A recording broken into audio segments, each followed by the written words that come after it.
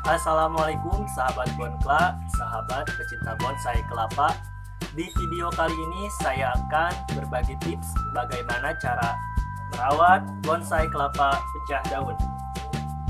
Oke, sebelumnya jangan lupa like, komen, dan subscribe channel ini, karena channel ini akan membahas tuntas tentang bonsai kelapa.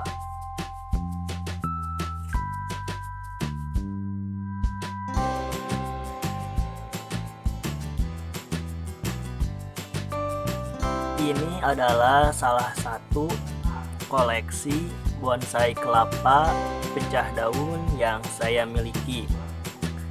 Usianya kurang lebih sekarang 2 tahun ya. Nah, bisa dilihat untuk bonsai kelapa pecah daun yang saya miliki ini memiliki akar yang banyak ya. Bisa dikatakan sudah mencengkram batok. Ini ada sebelahnya lagi nih, akarnya banyak dan sudah kuat ya. Meskipun bonsai kelapa pecah daun ini saya angkat ataupun akarnya dimunculkan di permukaan, dan lagi bonsai kelapa ini memiliki bonggol yang cukup bisa dikatakan besar juga ya. Nah, ini bonggolnya kurang lebih hampir 3 ruas, bersihnya ini 2 ruas ya, 2 ruas jari orang dewasa, dan cukup mini juga ya bonsai kelapa ini. Bisa dilihat dari daunnya. Daunnya ini tidak lebih dari telapak tangan. Nah, bahkan kalau ini daunnya kecil. Ini sudah pecah daun permanen. Bisa dilihat pecah daunnya bukan dirobek, tapi ini sudah alami, sudah pecah daun seperti kelapa yang tumbuh di alam, tapi ini ukurannya sangat mini. Nah, di video kali ini saya akan berbagi tips bagaimana cara merawat bonsai kelapa pecah daun seperti ini. Oke, disimak videonya sampai selesai. Untuk perawatan bonsai kelapa pecah daun ini sebenarnya sama ya.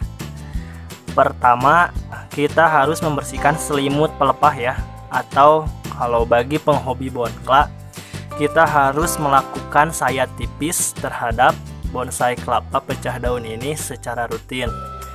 Nah, saya biasanya melakukan sayat tipis ini seminggu 2 kali. Dilihat bagaimana kondisi dari pelepahnya sendiri, apakah selimutnya sudah bisa dibersihkan atau belum. Nah, fungsi dari membersihkan selimut ataupun melakukan sayat tipis terhadap bonsai kelapa, yang pertama fungsinya untuk menjaga bonsai kelapa agar daunnya tetap kerdil.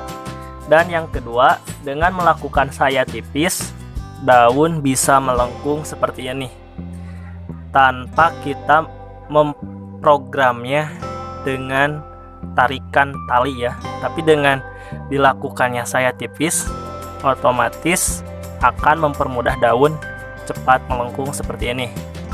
Ini lakukannya alami tanpa tarikan tali. Nah, kenapa dengan sayat tipis daun bisa melengkung? Nah, ini kan calon daun baru. Ini asalnya selaputnya ini sampai di sini. Ini sudah saya bersihkan, sudah lakukan sayat tipis.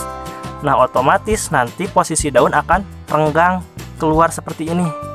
Dan ketika nanti ini mulai panjang, maka akan secara otomatis juga daun akan tertekan atau melengkung dengan sendirinya tanpa harus kita melakukan tarikan dengan tali untuk melengkungkan daun pelepah. Nah, itu tips yang pertama yang saya lakukan terhadap bonsai kelapa pecah daun ini. Yang kedua, saya biasanya melakukan perawatan rutin ataupun perawatan khusus terhadap kondisi daun. Nah, perawatan yang kedua, saya melakukan perawatan khusus terhadap daun kelapa ini. Caranya yaitu saya selalu menyemprotkan cairan pestisida ataupun cairan pembasmi hama ya, supaya daun bonsai kelapa ini terhindar dari serangan hama yang dapat merusak ataupun merobek daun.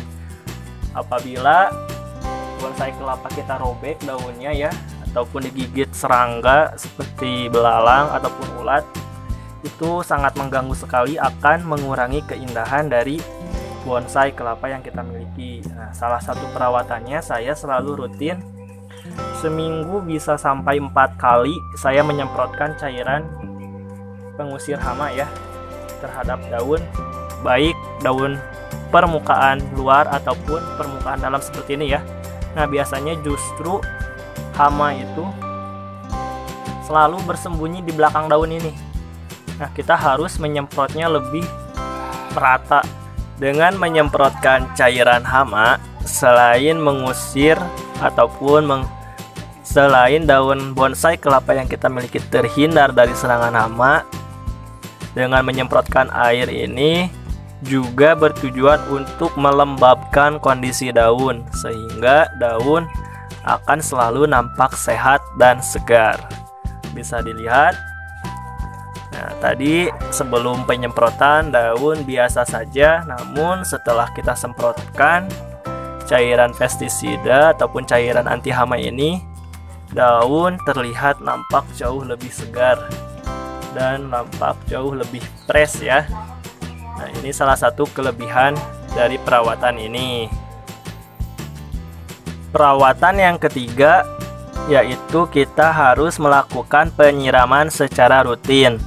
Nah, untuk bonsai kelapa ini saya selalu menyiramnya setiap hari ya.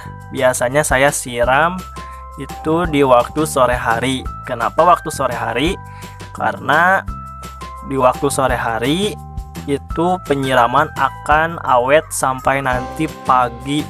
Oke, untuk tips kali ini mungkin sampai di sini dulu ya. Jadi perawatannya untuk bonsai kelapa pecah daun ini, pertama ya, melakukan sayat tipis atau pembersihan selaput pelepah secara rutin. Yang kedua, kita harus juga menjaga kondisi daun agar terhindar dari hama. Caranya dengan menyemprotkan cairan anti hama ataupun pestisida lainnya. Yang ketiga adalah kita harus melakukan penyiraman bonsai kelapa secara rutin. Oke, sampai di sini dulu untuk pembahasan hari ini. Salam satu hobi, salam sahabat pecinta bon kelapa.